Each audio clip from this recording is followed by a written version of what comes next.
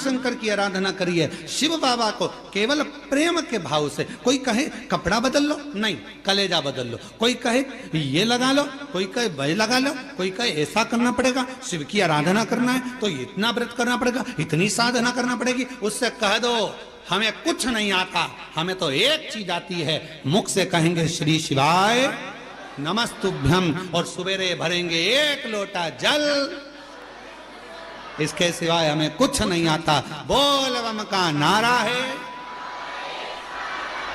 बस इतने में कल्याण तुम हो गया काम। और कभी कभी जोरदार तरीके से हार, हम ऐसा बोलते थे कि दीन बंधु दयालु दया कीजिए, जो हर हर महादेव नहीं बोले उसको उठा लीजिए। परंतु हमने बोलना बंद कर दिया, क्योंकि कई लोग हेडफोन लगा के गाड़ी में चलते हैं, बाइक चला रहे होते हैं, तो वो उन्होंने पत्र लिखा, गुरुजी तुम बोलते हो कि दोनों हाथ उठाकर हर हर महादेव बोला नहीं तो भगवान उठा लेगा, तो हमको गाड़ी खड़ी करना पड़ता है, बीच चौराहे पे हर हर बोलना पड़ता है, तो आसपास वाले चक्कर खा जाते हैं, इसको कहीं मिर्गी का दौरा तो नहीं आ गया। तो तुम्हारे इनके चक्कर में हमने ऐसा बोलना बंद कर, पर तुम बीच बीच में बोल सकते हार, बाबा का नाम पुकारो, तो ये दिल से पुकारो, प्रेम करुणा बस। कुबेरेश्वर धाम जब आप आया करें तो बाबा से बोला करें कि मेरे सुख में और मेरे दुख में आप सबसे पहले आओ।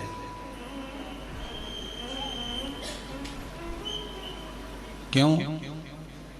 सुख में अगर भगवान आएंगे पहले और दुख में पहले आएंगे तो दोनों में लाभ आपका है। सुख में आएगा मेरा शंभु, मेरा त्रिकालदर्शी कैलाशी अविनाशी, तो आनंद पाएगा, और दुख में अगर भगवान शिव पहले आ गए तो फिर दुख वहां रह नहीं सकता, दुख वहां रहेगा। ऐसा प्रसंग शिव महापुराण में आता है कि जब दक्ष प्रजापति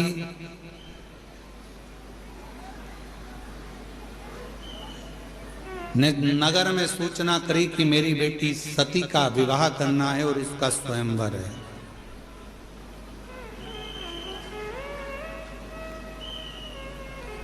सती का स्वयंवर, बड़े बड़े वीर वीर देवता आए, राजा आए, स्वयंवर के लिए पहुंचे, क्योंकि माता सती का स्वयंवर कोई साधारण बात नहीं है, और दक्ष प्रजापति की बेटी है।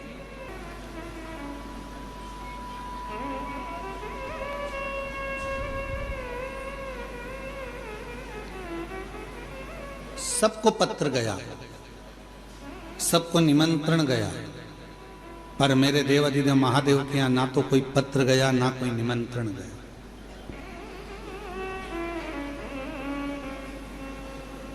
और माता सती स्नेह किसको करती हैं, प्रेम किसको करती हैं? शिव को। ये संसार की रीति रही है। कल भी कथा में कहा था कि लोग दूर वालों से फोन लगाकर पूछते हैं तुम कैसे हो, और पास में जो रह रहे हैं उनसे बात तक नहीं कर पाते कि तुम कैसे हो।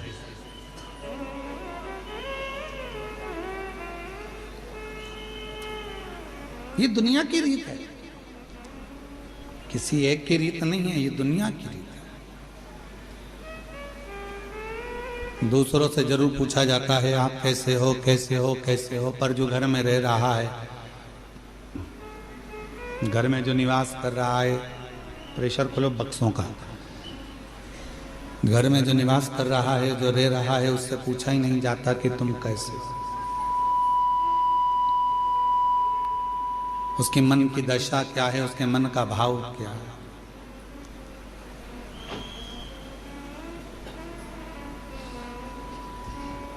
किसी ने बहुत अच्छी बात कही कि खिलौने वाला खिलौना बेचता है,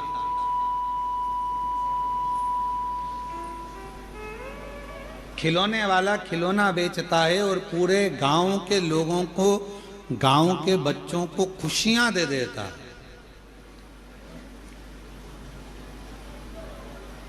और वो खिलौने वाला जब खिलौना बेचकर गांव के बच्चों को खुशियां दे देता है, तो उन गांव के बच्चों के चेहरे की खुशी थोड़ा सा धन देती है और वो धन से उस खिलौने वाले के घर के बच्चों के चेहरे पर भी खुशी आ जाती है, उनके चेहरे पर भी प्रसन्नता आ जाती है, उनके चेहरे पर भी स्माइल आ जाती है, उनके चेहरे पर भी प्रसन्नता आ जाती है। शिव पुराण कहती है कि आप किसी को प्रसन्नता दोगे तो आपको प्रसन्नता मिलेगी, आप किसी को अच्छा दोगे तो आपको अच्छा मिलेगा। और गाली देकर देख लो, गाली भी मिलेगी और बोनस भी मिलेगा।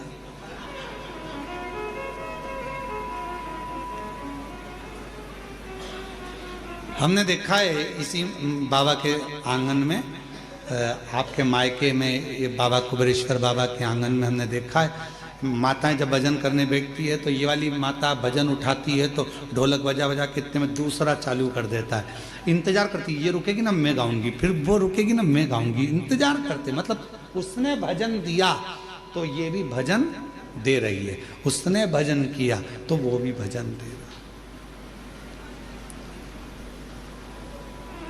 धनोरा वालों की भी आपकी भी टीम आई हुई है भजन के, कुछ बुजुर्ग लोग, कई पुरुष लोग, हारमोनियम और ढोलक यहीं के वो धनोरा वाले ही आए हैं क्या?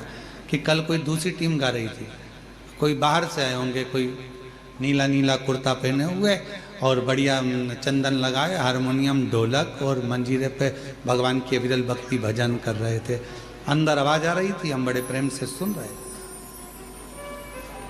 भजन दे रहे हो, भजन मिल रहा, कीर्तन दे रहे हो, कीर्तन मिल रहा, राम राम कह रहे हो, राम राम मिल रहा, गाली दोगे गाली मिलेगी, अपशब्द कहोगे अपशब्द मिलेगा, ताना दोगे ताना मिलेगा, जो तुम दे रहे हो वो तुम्हें प्राप्त होगा। अब माता सती ने विचार करा कि मेरे पिताजी ने सबको बुलाया पर मेरे पिताजी ने नहीं बुलाया, तो भगवान देवाधिदेव महादेव को नहीं बुलाया और मुझे तो विवाह उन्हीं से करना है, मुझे तो उन्हीं के साथ विवाह करना है, मेरा विवाह तो केवल मेरे को शिव जी के साथ ही करना है, भगवान शंकर जी के साथ ही करना है। पर मेरे पिताजी ने तो बुलाया ही नहीं है, उनको निमंत्रण ही नहीं दिया है मेरे पिताजी ने तो देवाधिदेव महादेव को। और दक्ष प्रजापति ने नगर के शिल्पकारों को बुलाया जो मूर्ति बनाते थे,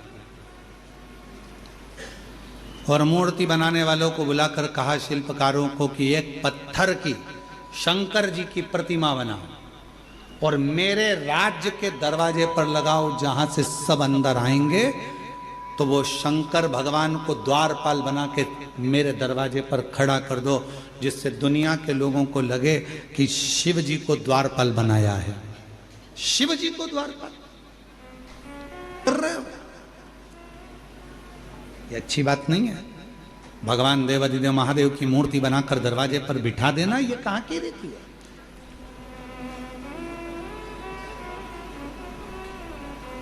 एक शिल्पकार आया, उसने समझाया, दूसरा शिल्पकार आया, उसने समझाया, तीसरा शिल्पकार आया, उसने समझाया, सबने समझाया, पर कोई समझे? इस व्यासपीठ से एक निवेदन करूं आप सबसे,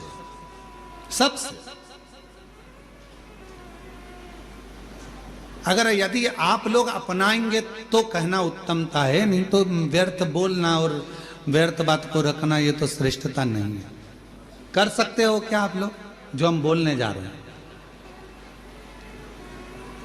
किसी के घर अब शादियों का सीजन चालू होगा और शादियों के सीजन में शादी जब होती है, बड़े बड़े गार्डन में, बड़े बड़े गार्डन हैं, होटल हैं, धर्मशाला हैं, जहाँ विवाह होता है, जहाँ से लोग एंट्री करते हैं, अंदर प्रवेश करते हैं, वहीं पर अंदर आने की जगह पर भगवान की मूर्ति आजकल गार्डन वाले फिट कर देते हैं।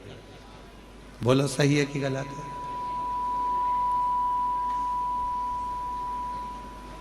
आप पान खाते हुए जा रहे हो, खाना खाकर जा रहे हो, भोजन कर कर जा रहे हो, शादी में प्रवेश कर रहे हो, नाच रहे हो, कोई मदिरा पिया हुआ है, बाराती किसको मालूम कौन कैसा आया, कोई ड्रिंक कर रहा हुआ है, मदिरा पिया हुआ है, कोई गलत भक्षण कर रहा है, किसी ने गलत काम कर दिया, कोई गलत विचार से गलत व्यवहार से आया हुआ है, और दरवाजे पर तुमने भगवान गणेश जी को बिठा दिया, दरवाजे पर तुमने वेंकटेश भगवान को बिठा दिया, दरवाजे पर तुमने श्री जी बाबा को बिठा दिया, दरवाजे पर तुमने ठाकुर जी को बिठा दिया, दरवाजे पर कृष्ण की मूर्ति रख दी, दरवाजे पर तुमने शिव जी की मूर्ति रख दी, दरवाजे पर तुमने भगवान की मूर्ति रख दी। नहीं, एक नियम बनाओ, आज से कथा सुनने वाले एक नियम बना लो, किसी की शादी में जाओ और दरवाजे पर अगर किसी भगवान की मूर्ति प्लास्टिक की या पीओपी की किसी की भी मूर्ति रखी देखो, तो तुम जो लिफाफा दो ना, उस लिफाफे के ऊपर एक लाइन लिख कर दो कि भगवान की जगह अपने बाप को बिठा देते।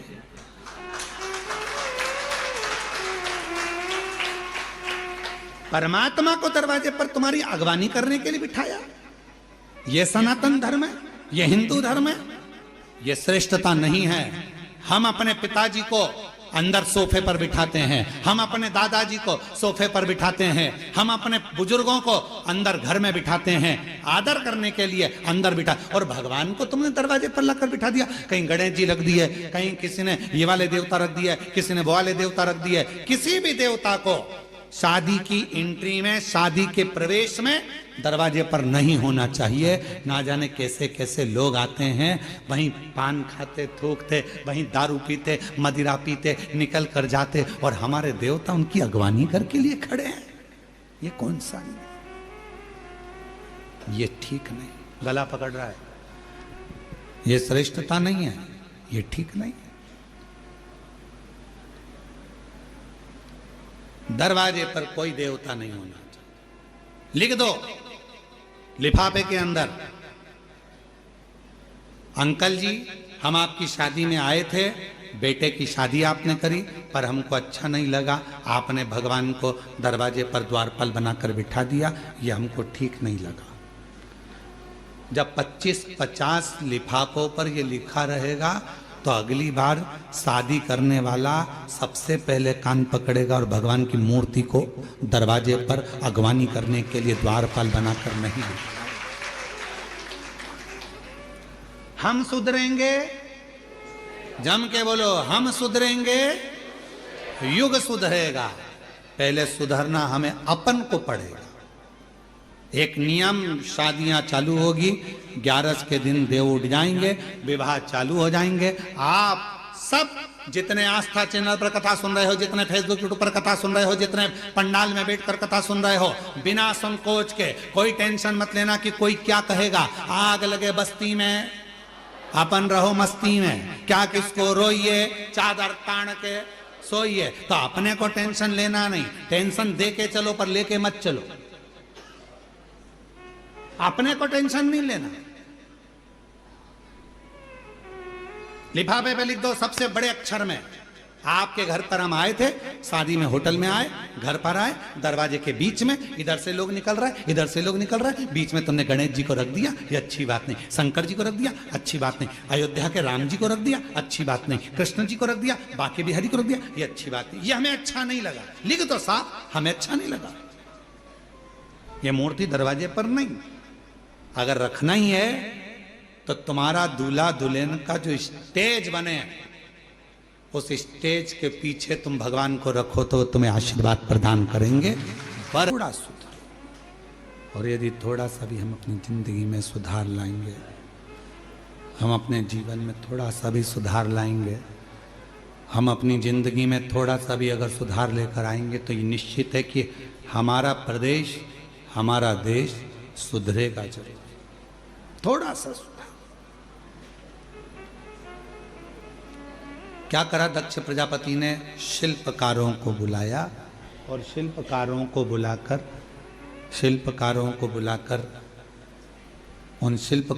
बुलाकर शिव जी की मूर्ति, शिव जी की प्रतिमा बनवाई, शंकर जी की प्रतिमा।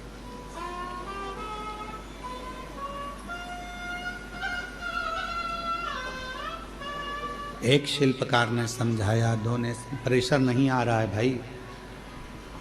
एक शिल्पकार ने समझाया, दो शिल्पकार ने समझाया, 3 ने समझाया दक्ष प्रजापति को कि यह मूर्ति बनाकर दरवाजे पर मत खड़ी कर। ये मूर्ति दरवाजे पर श्रेष्ठता नहीं देगी,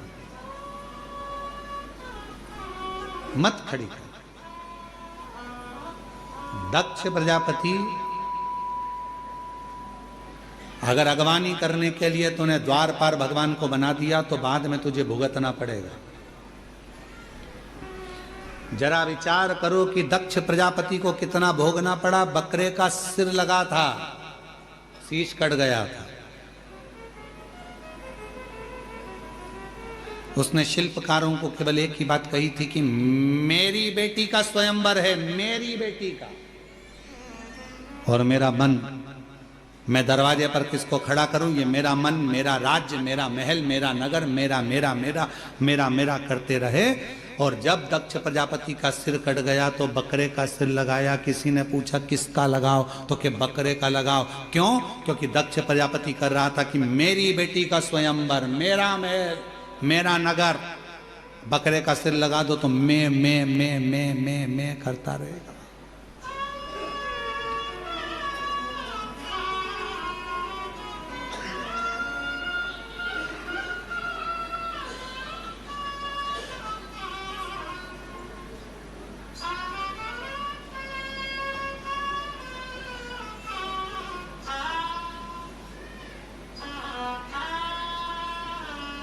दुनिया में मैं शब्द, मेरा, मैंने करा, मैंने करा, मैंने करा, मैंने करा नहीं। प्रभु आपकी कृपा से सब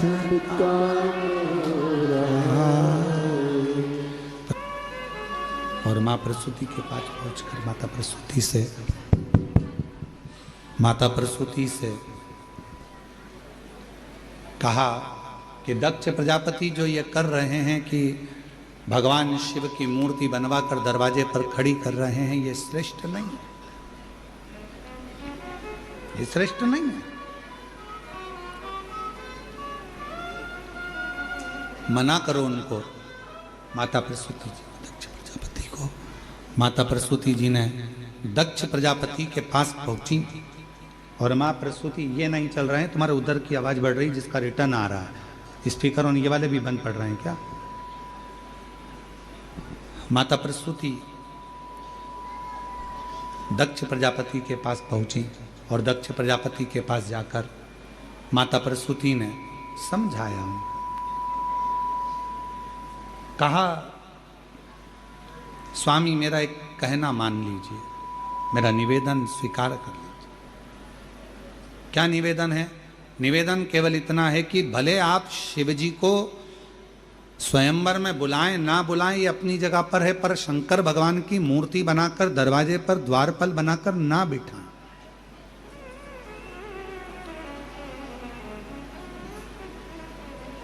दरवाजे पर द्वारपाल बनाकर शिव जी को ना बिठाया जाए।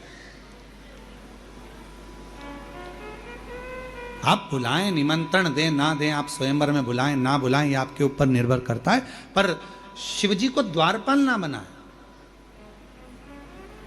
भगवान शंकर को द्वारपाल बनाना ये श्रेष्ठता नहीं है, आप मत बनाइए।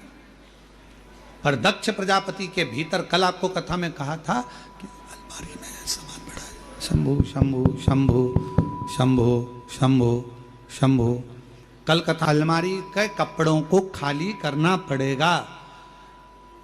कपड़े खाली होंगे, दूसरे कपड़े अलमारी के अंदर जाकर रखाएंगे।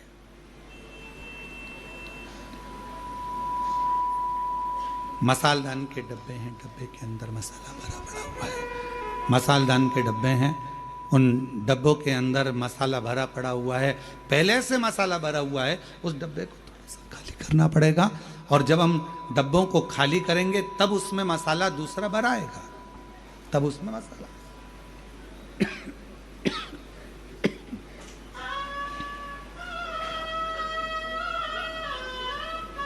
उसी तरह शिव महापुराण की कथा कर रही है, भगवान शंकर का चरित्र कर रहा है, शिव महापुराण की कथा कर रही है कि अपने भीतर